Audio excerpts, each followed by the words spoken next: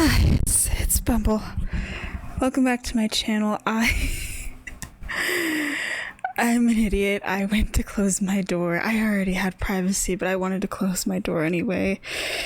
And I got up and immediately tripped on the ottoman that I use as my footrest. My legs hurt really bad right now. I didn't break or anything, but I'm just like, oh, I could feel it in my knees. Anyway, oh, it fell in my hands too. Shit. So Nights Museum 3, I have about like half an hour or so to record this. My phone's at 12%. My legs are hurting, and I probably scraped something up, but I'm gonna do this anyway. So I'm glad I decided to watch this. I wasn't originally going to. I was like, I'm only interested in it for Dan Stevens as Lancelot, because I knew that the movie would be sad and that you have to say goodbye to the characters. It's now with like the context, remembering the context of the movie, but also in regards to watching it back to back as a whole trilogy, it feels more bittersweet and less sad, and it's an ending I'm okay. I mean, I still wish it ended the way the second one did, where they get to just continue going on the adventures, but they do have the characters come back for a little bit, so it's, I mean, they get to be like alive again, so it's kind of nice. All right, I'm gonna go through my notes. I'm glad that this one, the two the things I really like, there's like a couple of things I gotta like compare shit before I really start with my notes. Larry's main companions are some of the exhibits, only like a couple of the New York ones, but it's pretty nice that like Teddy gets to be there. He's an important character, and Achman-Ra, because he's like associated with the tablet. This is like the tablet movie.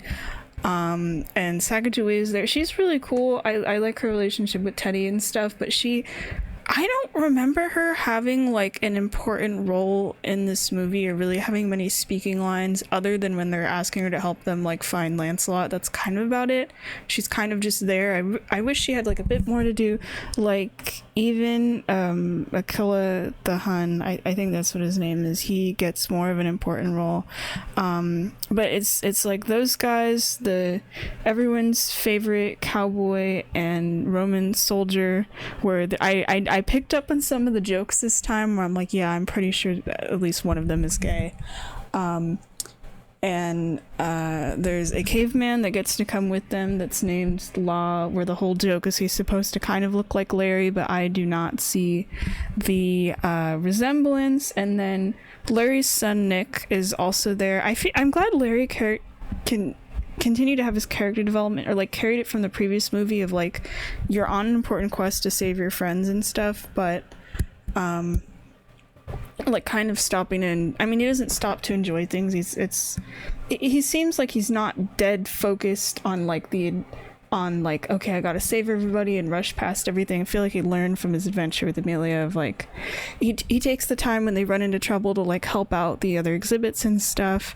And then this one's mostly less about Larry and more on him focusing on his relationship with Nick and kind of learning to let people go, is like the whole thing with this movie, between the exhibit characters are literally going to die, and his relationship with his son. Not that his relationship with his son is that bad, but more so of like trying to see if he's like a good parent and stuff. And he is, and he looks out for Nick on this adventure, except Lancelot is also there and also sort of becomes more like a fatherly figure to Nick, because this movie's interesting, where there's a new character named Lancelot, and he's the villain, but not in the same way as like the villains in the previous movie, where they're like trying to take over the world or whatever. Lancelot's whole thing is he's basically, and it's always kind of like a fun plot line to me, of he doesn't know that he's not real. It's like Buzz Lightyear, in that he believes firmly that he is Lancelot, but also he thinks that he's like a human person and not a wax figure and stuff.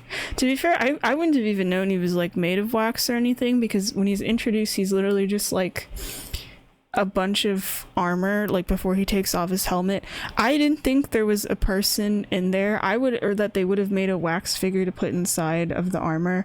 I would have thought it was just empty or whatever, but they have a figure in there.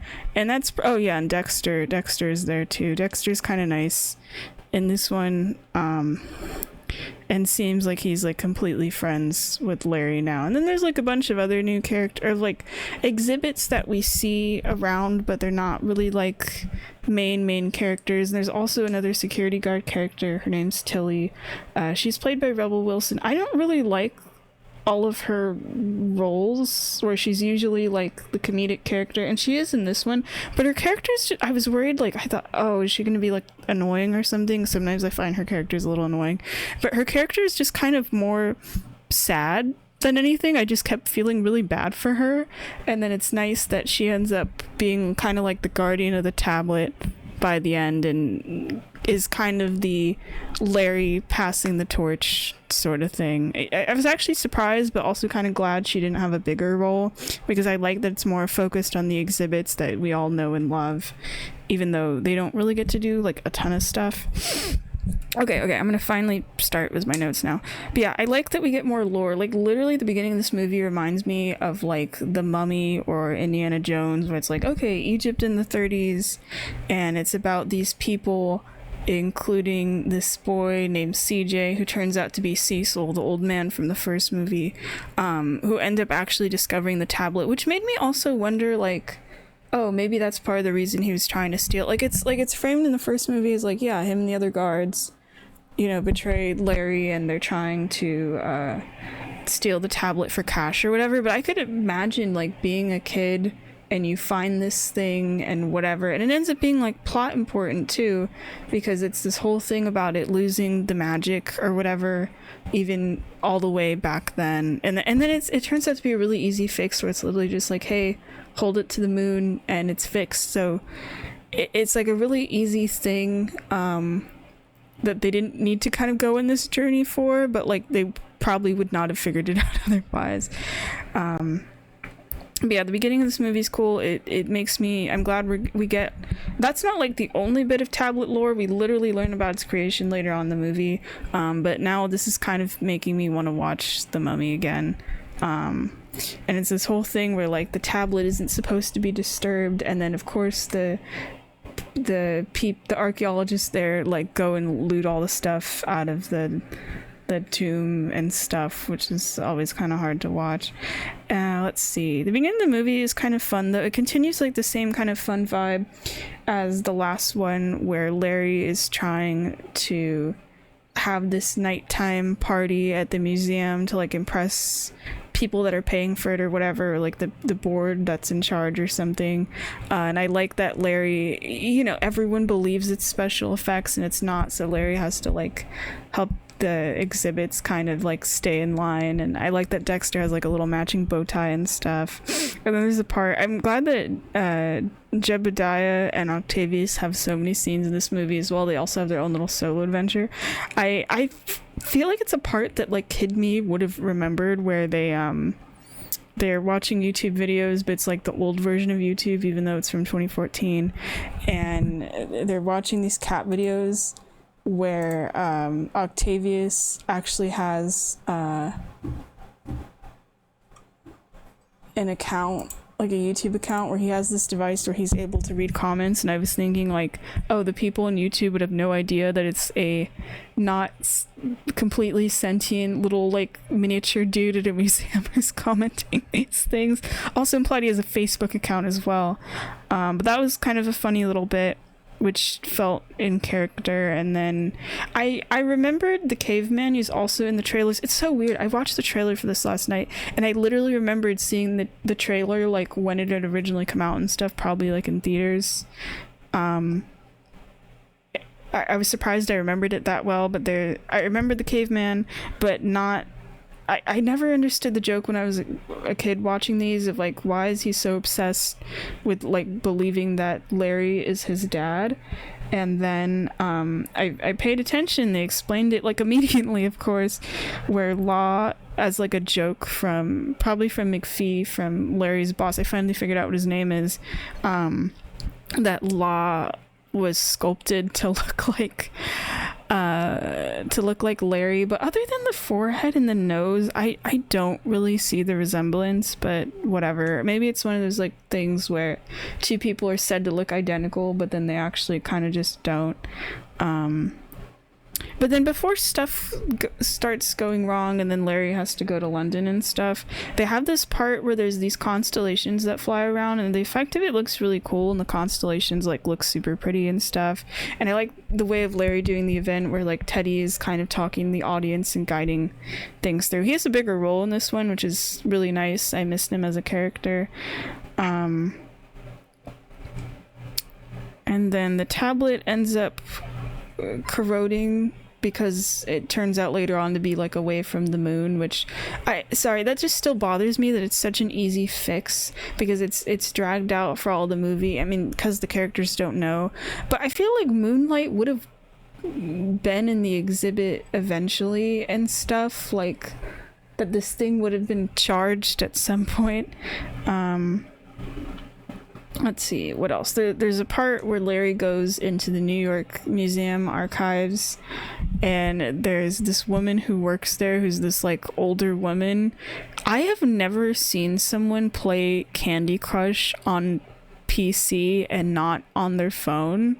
Like I know the joke about Candy Crush is that it's like moms and grandmas on their phone playing Candy Crush. I've never seen someone do it on a early 2000s computer, like the kind that you would find at like a library or something. That completely threw me off. But it was funny that she got like way too hyped about it. Like she's bothered by Larry just being there and then goes back to Candy Crush and she's like so hyped. What else? We get to see Dick Van Dyke again for just a little bit, where he's explaining to Larry about like some of the more tablet lore, and it does turn, I was like, why is he just chilling in a retirement home? Didn't he literally try to steal the tablet? But apparently he ended up in jail. It is kind of nice that even though it seemed like Larry didn't really know him that well, that Larry did end up being the one to get him out of jail. So now they see each other and sort of treat each other like old friends, like, oh, we haven't seen each other in years and whatever. And then Larry's boss ended up getting fired, which I felt kind of bad for him.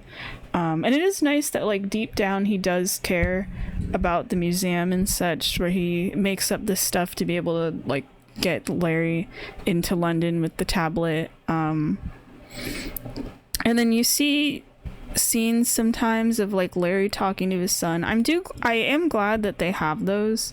It is kind of nice they brought back his kid again, because it goes back to like the thing in the first movie, which is kind of weird, where like now he's like a teenager where he doesn't want to go to college or anything, and talking about like, yeah, I'll be fine, you had a job, you didn't go to college either, and you got a job and you're fine, which is kind of funny from like the first movie where Nick, I mean, I know he was like 10, his whole thing was like his dad kept not having jobs and he was kind of weird about it, so I would have thought, oh, seeing that as a kid would have probably made him like try harder or something.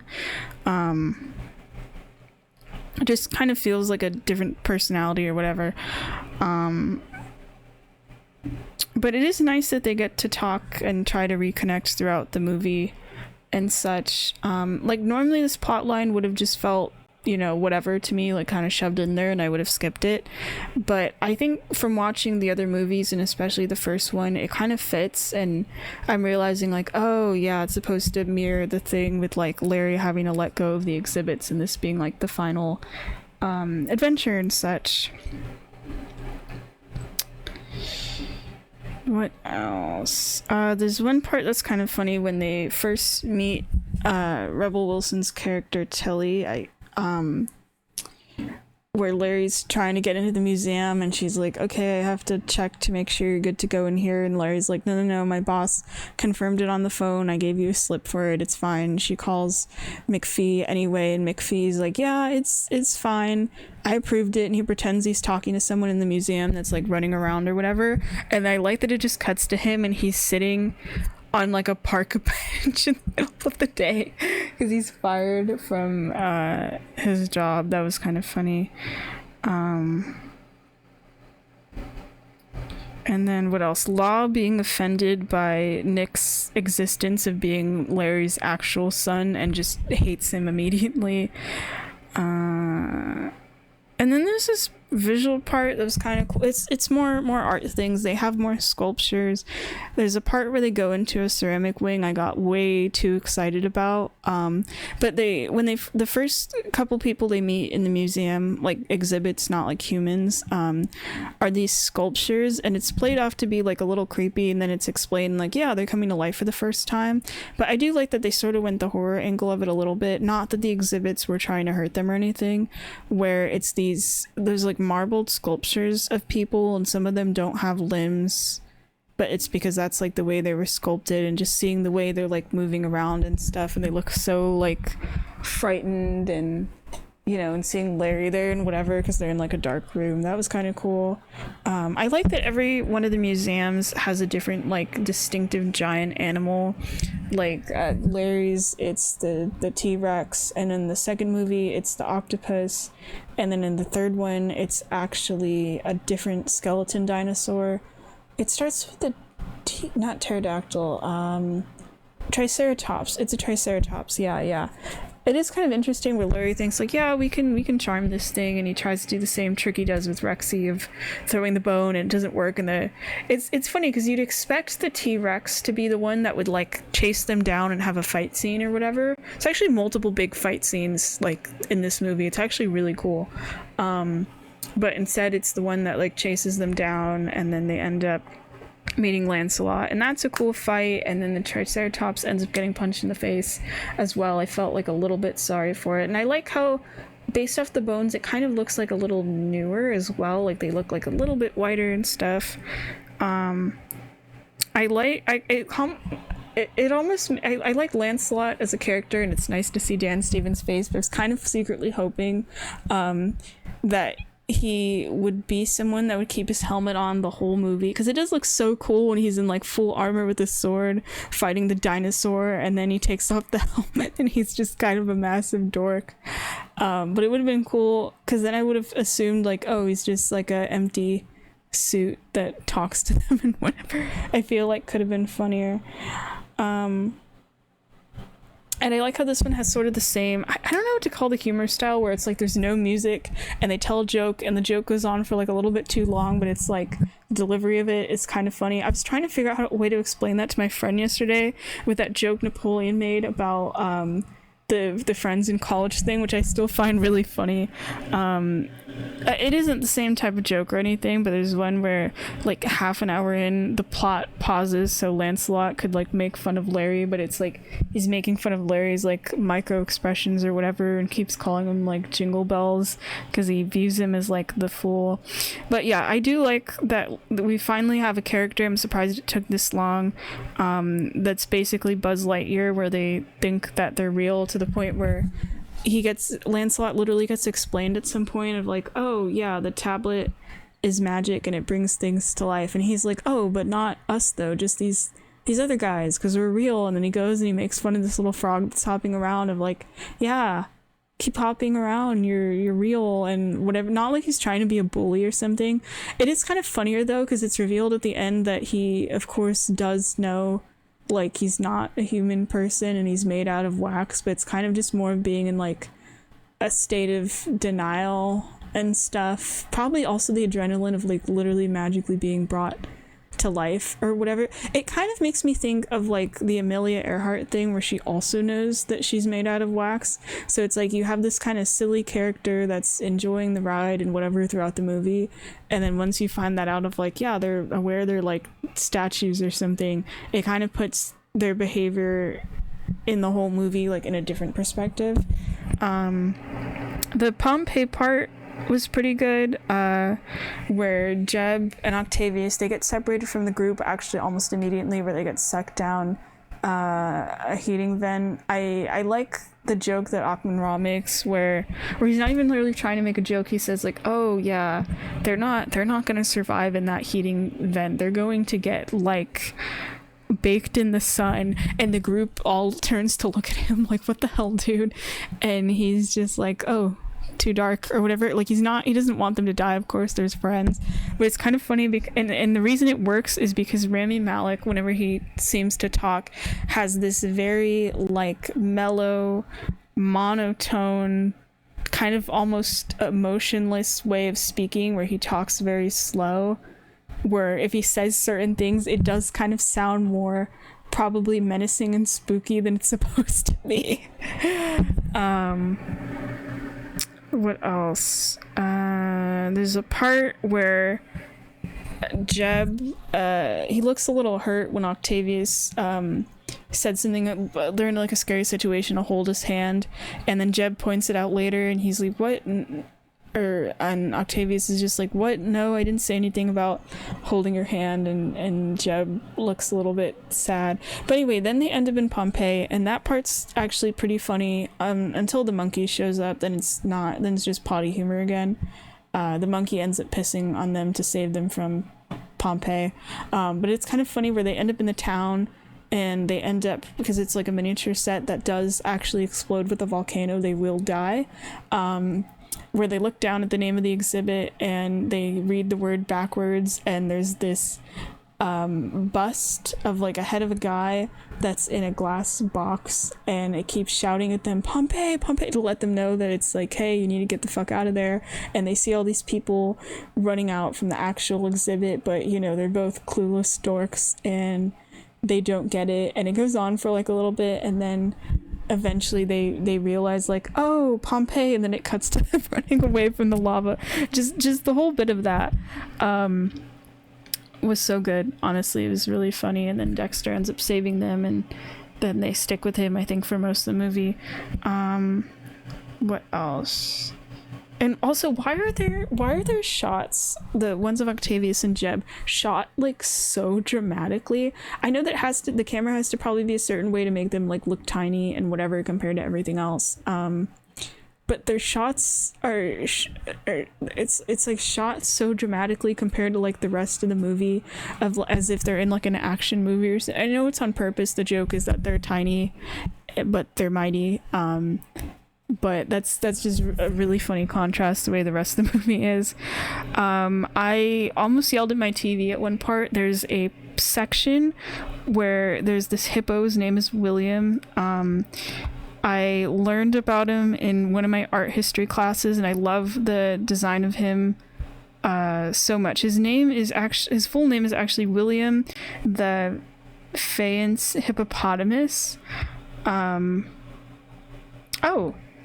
that's really funny because I'm reading about it and it says that it's in the Metropolitan Museum of Art in New York, but it shows up in this movie in the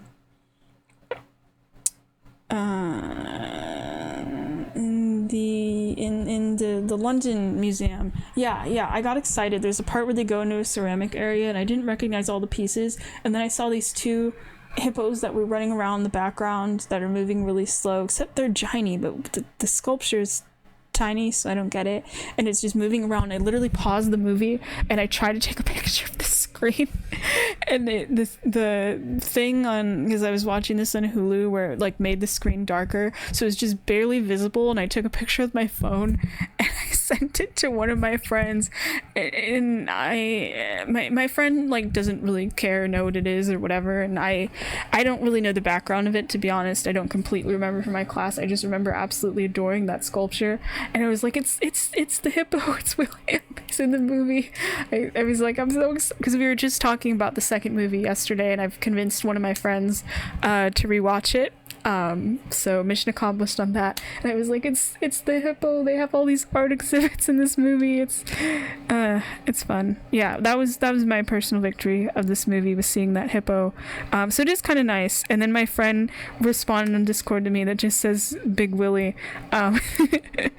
Anyway, that's one of the things that's nice of like watching this movie when I'm like a little bit older, is like I understand a lot more of the jokes, but it's also that there's a lot of things in the museum that I've recognized. And you know, I'd been to the Smithsonian IRL, not the London Museum though, not the museum in this movie. Hold on a second.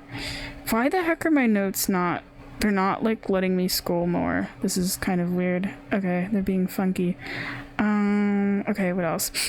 Oh, there's a boss fight. They have to fight this giant metal snake, and it's really cool because it looks like it's actually made out of like metal, and they don't even get to pierce it with their swords. Where it's Lancelot and Nick and Larry trying to fight it, and Larry ends up being the one that defeats it, where he uses a defibrillator and shocks the whole thing. And the whole way that was shot and the effects of it and stuff was one of the highlights of this movie. I thought Lancelot was going to be the one that was going to end up waking up the snake. I kind of expected it, where he's like, yeah, we have to just wake it up and fight it already. We gotta like slay the dragon or whatever, which is it's annoying as a movie, but like as like a video game thing, I totally get it, where I do that too, where I'm not sneaky. I'm like, fuck it, let's fight this thing or whatever. But then it ends up being it's weird with the tablet, where the whole thing with the movie is that the characters are dying and they're turning back to normal, but they're turning back into objects and stuff,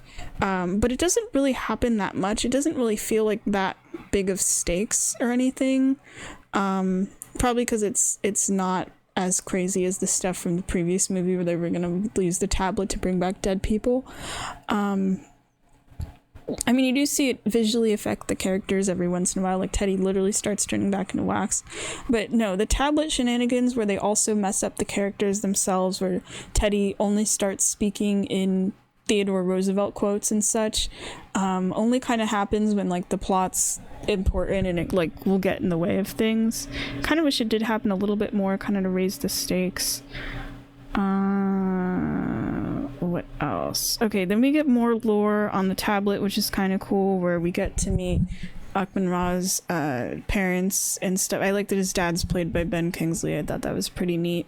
The whole lore thing about it, which I thought was sweet, is it's supposed to be a gift from like father to son, with the powers of like the moon god or whatever, and its whole thing is that, and why it has the magic of like quote unquote bringing things to life, is to keep their family together after death. And that's when I freaking finally realized, I'm like, why are these pharaohs so, going through the same thing as Lancelot, of like believing that they are the person they're supposed to be, even though they're figures. And I realized the first one they found was in a sarcophagus. These are like actual dead people and not like sculptures or anything. And then it took all the way till the end of the third movie for that to finally click, which is crazy, that not just like, hey, this magic tablet brings back like non-sentient objects to life or whatever in museum exhibits, but like literal dead people. It's doing its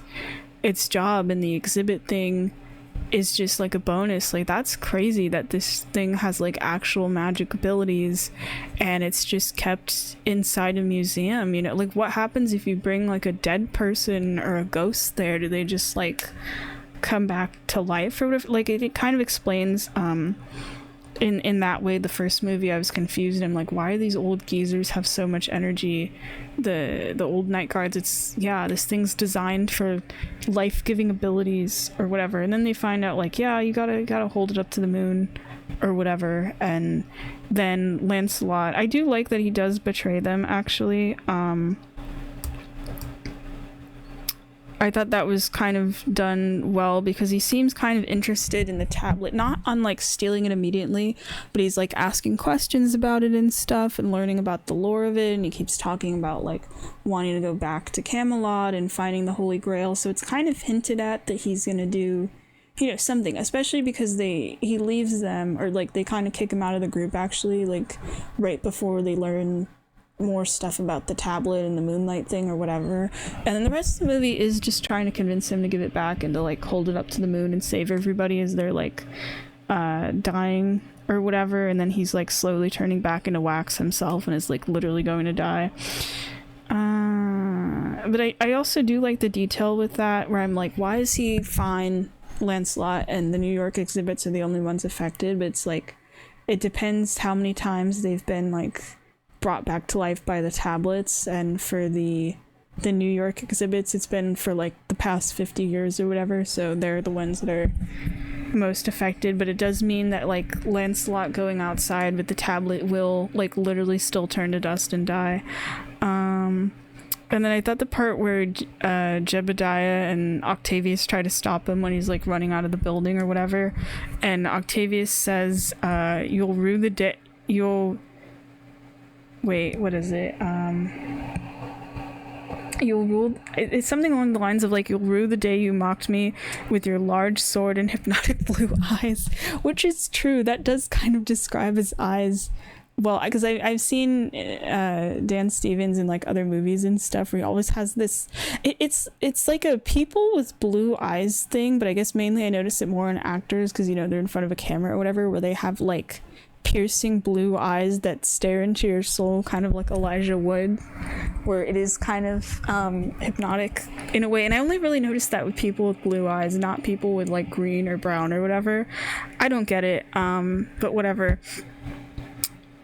There's a part right before Lancelot gets to leave the building where him and Larry have this fight. They go inside of this black and white drawing. I thought it was a painting at first, actually, but you literally see like a cross-hatching effect when they're in there, and it's really cool. I love that they're doing stuff like that again. I still think the picture they went into in the first movie, the second movie, where it's like the World War II one, and the entire scene transforms and everything's black and white. I think that was done better. Here it kind of does look like a filter a bit, and it's probably supposed to be, but it's still a cool thing to have anyway, especially because the perspective and where the camera is changes depending on like which character is looking around, because it's one of those stairs things where it's like up is down and down is up sort of thing. What else? And then there's a part where Larry gets himself purposely trapped in order to save Law, and then they start talking in there, and I thought, man, I should probably skip this, but I'm glad I didn't, because that's like the key part of Larry's character development here, where he has this little reflection of like, and Law like can't understand him or anything, where Larry's just like, I want to do what's best for Nick. Growing up as the child of divorced parents probably messed him up and stuff, and me not having a stable job, and he goes in this whole reflection thing, and then Law says to be open-minded, or Larry interprets it as open-minded, and it like immediately solves his problem, or mostly solves his problem or whatever, but then it's literally just using your head to bust out through the door. But that part was kind of good. I liked how when Lancelot goes outside and he's running around on his horse, it also has the ability, because of the tablet, to bring other things to life, like the giant sculptures that are outside.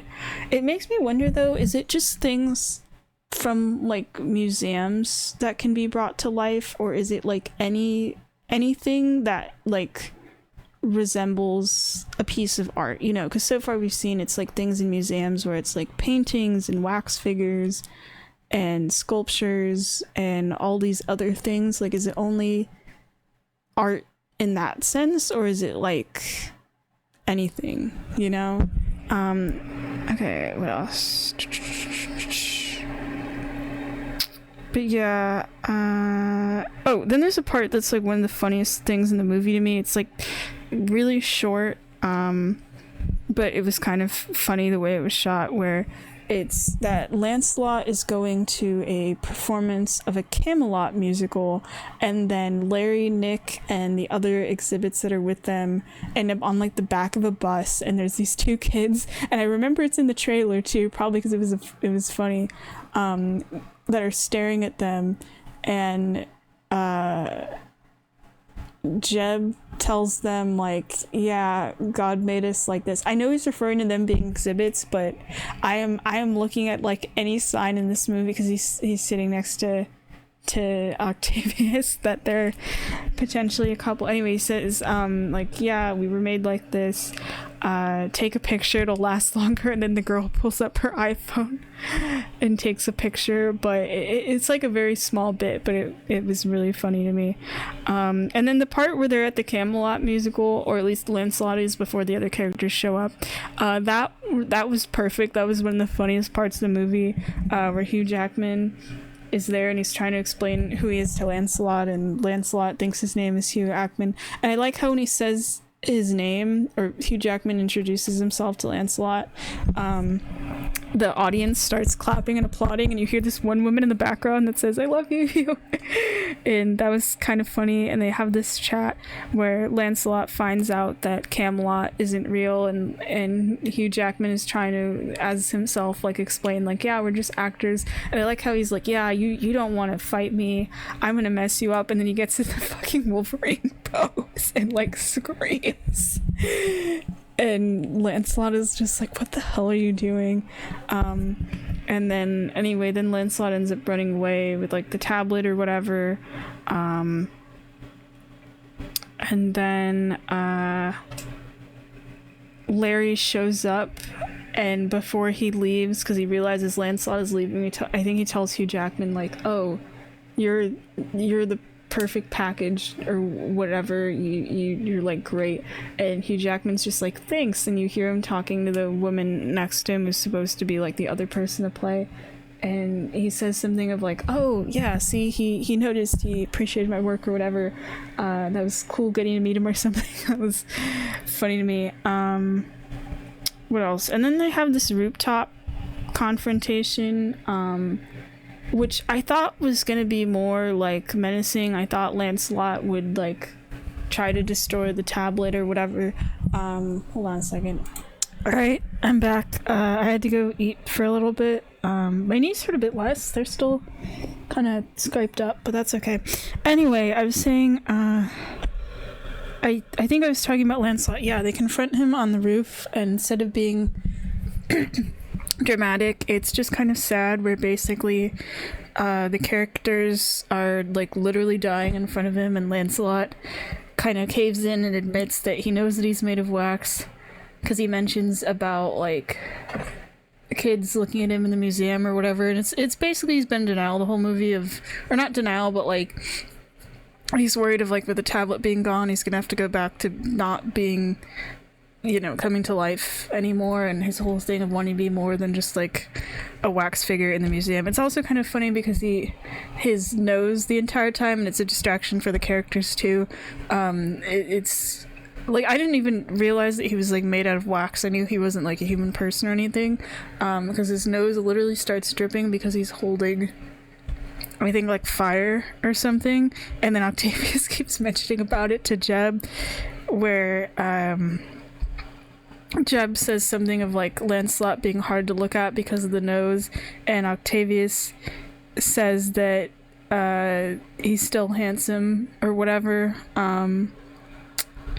And then the characters die, and then I was also reminded again of like, oh yeah, the Pharaoh people are all like corpses and stuff, because like everyone else is turning back into objects, and then Rami Malek over there is covered in this like makeup stuff that dude is literally turning into a corpse and fading away. It's kind of sad and weird to look at. But I think Dexter's sort of quote unquote death is, I mean, it's a kid's movie, they die on screen for like 5 seconds, but the movie plays it like very dramatically and stuff, and usually I find that kind of cringe, but this time I didn't, because this series overall has like a lot of heart when it counts, so it felt genuine, even though I knew, you know, I'd seen the movie, they were going to come back, except for when they don't at the end where they kind of accept their fate of like, we'll give the tablet to someone else. I'll talk about that in a minute. But Dexter the monkey, quote unquote, dying, that actually got to me. I still don't really care about him as a character. Like in the first movie, he's like annoying. I know he's supposed to be like a lovable scamp and whatever, but he's kind of, I don't really find him funny, and I didn't even really find him funny as a kid either. But his friendship throughout the movies with Larry, I think is great though. They end up becoming buddies. If I had to guess, probably the person he's closest with second, other than Teddy, and then maybe also Jeb and Octavius, yeah, because Dexter dying, because he's like this cute little monkey, you know, and he's making his like sad monkey noises, and Larry looks so heartbroken. Is even like there's a part where Dexter reaches up his little monkey paw, and Larry's just like, yeah, it's okay, you can like give me one last slap or whatever, and he doesn't. He puts his hand down because he's too weak, and his little monkey paw curls around Larry's finger. It's just very cute. And then Jeb and Octavius dying while also holding hands was kind of nice. And then Lancelot realizes, like, you know, because Larry's like, please, they are literally like dying in front of your eyes. And Lancelot realizes the true meaning of the movie of like the quest for the tablet was never actually about the tablet. It was about like the friends you made along the way or whatever. And I like how it was a line from earlier where he was like, no, you can only have one quest at the same time. It's either the tablet or the monkey. And then it comes back like word for word or whatever about, yeah, the quest was about the monkey after all. And then I remembered for the end of this movie that the New York exhibits don't get to come back to life anymore, and I didn't remember why, but it was because they wanted to let Achman Ra stay with his family, which meant the tablet had to stay with him in the London exhibit, even if it means they'll never be alive again in New York because the tablet won't be there. And it is kind of nice, like they all accept it that they're like technically like going to die or whatever, but I mean they did have the tablet for like the past 50 years or whatever, and did almost just suddenly die like for real, where they would have actually melted away and whatever.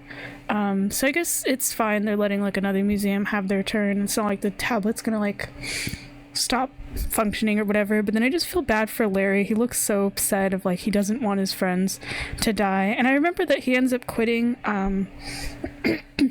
working at the museum, and I was wondering about that, but I think like the movie doesn't really say it. I mean, they do say that like 3 years later of like, yeah, he hasn't worked there in like 3 years, and he ended up becoming a teacher, which I feel like fits with him, you know, being around this museum the whole time and having this job, even though he was, you know, the night guard. He had to learn all this history to make friends with his characters. I feel like it makes sense.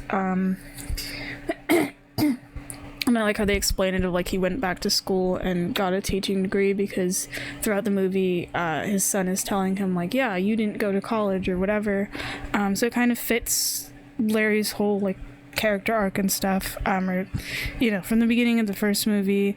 But I think the real reason he quit is probably because, you know, that's got to be hard with his job of like his friends don't get to come to life anymore, and like sure they're there but they're like not sentient again. And then there's this sort of, it's not even like a subplot, it's like 2 scenes, but basically Tilly and the security guard and Law end up becoming like lovers, and they do get to see each other at the end too, and the tablet gets brought back to New York. But it reminded me of like the way the movie treats it as that blonde lady, I think played by Jennifer Coolidge, and the freaking Minecraft villager from the Minecraft movie, where it's like a romance thing that's only shown in like a few scenes. I'm so glad they didn't do the thing in the Minecraft movie where it's revealed that he can actually talk the entire time. I was kind of half expecting them to pull something like that at the end. But I do feel glad for Tilly, even though she wasn't like a major character, where she, like when Larry first meets her, she obviously hates her job and she seems really bored, and then she ends up getting like a caveman boyfriend, and she ends up being the one with the tablet where her museum gets to like come to life and stuff. What else? Larry, it turns out we see the inside of his locker, and he's had the instructions from Cecil. They were like taped and put back together, and he kept them the entire time. I thought that was neat. And then Larry getting to say goodbye to everyone was also really nice. And Attila the Hun, we find out that he does actually speak English, where he calls Larry his friend. That was sweet. And then Larry, when he's talking to Dexter, it's interesting where it's like, it wasn't actually played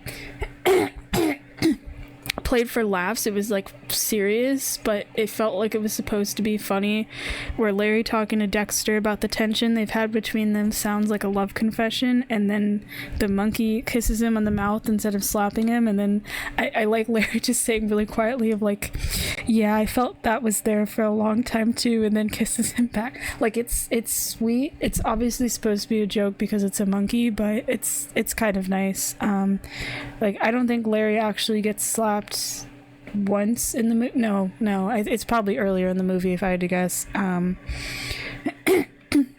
then I noticed that Larry was like tearing up while he was talking to Teddy, and and then having that last line from that character being "Smile, my boy, it's sunrise" was really nice. It's sadder now that like Robin Williams has passed away, and this movie's from 2014. I think that's when he died. I actually had Googled it.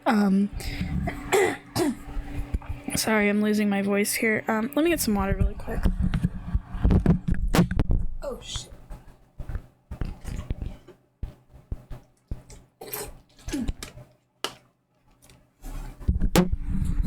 Oh, sorry if that was a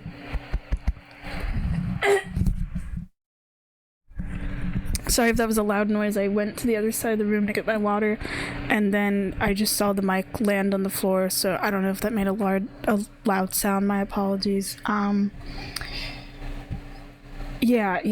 don't think this was Robin Williams' last movie. I think it was something else, but like it would have been like one of the last probably, so that felt kind of sad, especially because he was like basically Larry's like mentor character and stuff. And then it is kind of nice, like there is a dance party ending at the end of this, which is always kind of fun.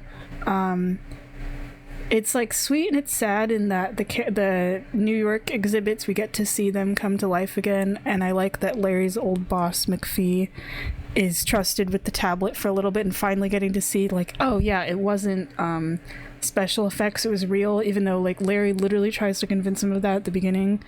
But then you get to see that Larry is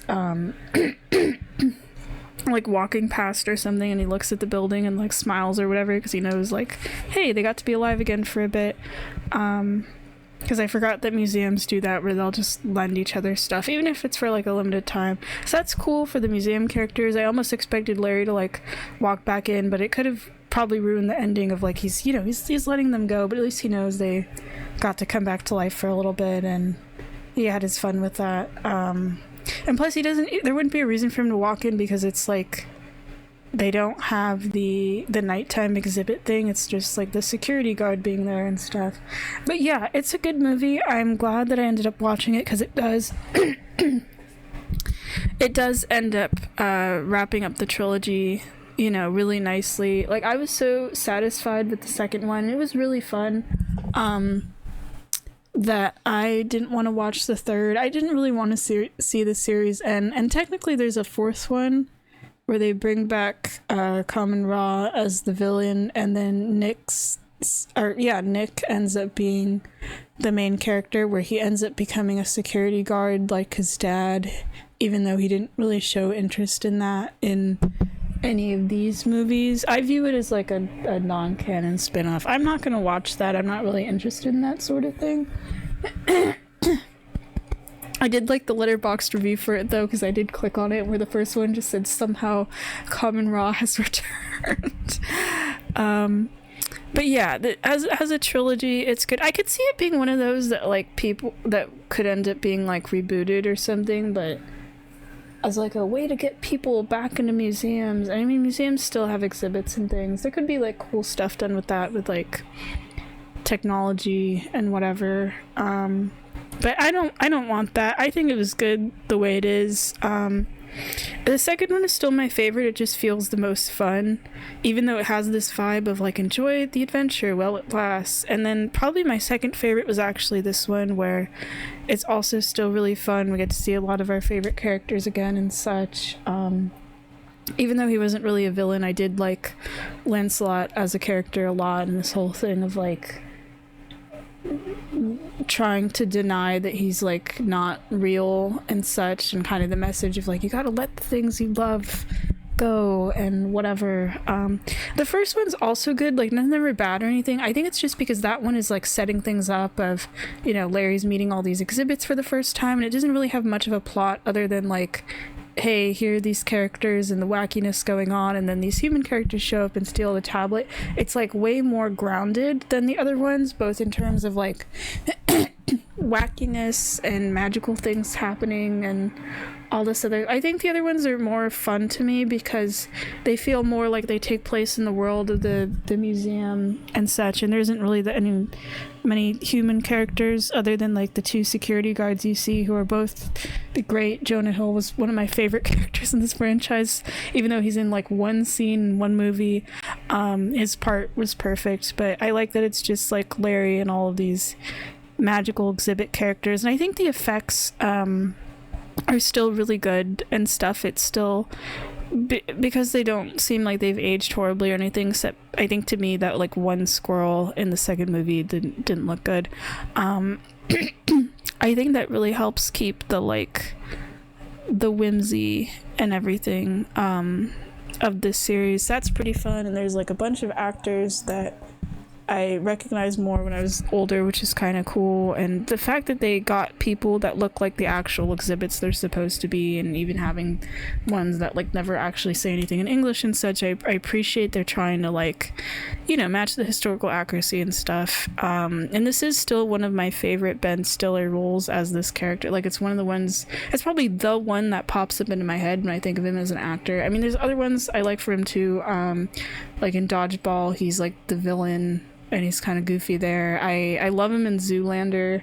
I don't think Zoolander would be one that I would do a review of, but it's just such a silly movie. It's another really fun watch. I wish it didn't take me so long to watch, but I really like his role here, where he's just like this average Joe straight man character amongst all of these like wacky exhibits. And it's sort of fun because like I do kind of find museums a little bit boring, if I'm honest, and even the ones that are like art museums, I don't really have like the patience for it. I mean, I do like going museums, like, are fun, and I do get excited, and it was exciting seeing exhibits that I recognized in these, but like the whole concept of like they come to life and then making it more fun in that way was kind of cool. And these just being like fun adventure like kid movies and stuff, I'd be down to watch more stuff like this. I'm trying to think of what else I mentioned about like Mr. Megorium's Magic Emporium giving the vibes, similar vibes, but I promised myself I would not watch that movie again. Or what, I did rewatch that movie one time actually.